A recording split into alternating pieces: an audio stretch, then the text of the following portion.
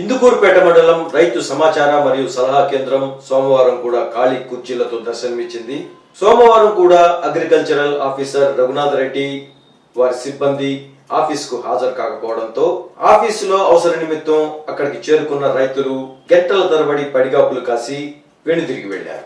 అధికారులు స్పందించి వీరిపై చర్యలు తీసుకోవాలని, సకాలంలో అందరూ ఆఫీసులో ఉండి పనిచేసే విధంగా చర్యలు చేపట్టాలని రైతులు కోరుతున్నారు.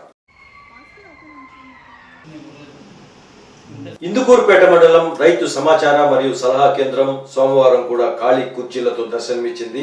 సోమవారం కూడా అగ్రికల్చరల్ ఆఫీసర్ రఘునాథ్ రెడ్డి వారి సిబ్బంది ఆఫీసుకు హాజరు కాకపోవడంతో ఆఫీసులో అవసర నిమిత్తం అక్కడికి చేరుకున్న రైతులు గంటల తరబడి పడిగాపులు కాసి వెనుదిరిగి వెళ్లారు. అధికారులు స్పందించి వీరిపై చర్యలు తీసుకోవాలని, సకాలంలో అందరూ ఆఫీసులో ఉండి పనిచేసే విధంగా చర్యలు చేపట్టాలని రైతులు కోరుతున్నారు.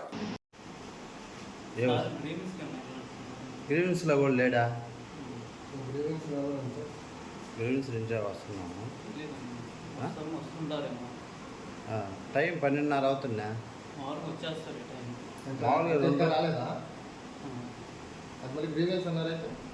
అంటే ఉదయాన్నే 10 గంటలు వెళ్ళిపోతాను గ్రీవెన్స్కి. నేను మామూలుగా తంబేసుకొని నేను ఇంటి వస్తాను. ఆఫీస్ రాలేదు.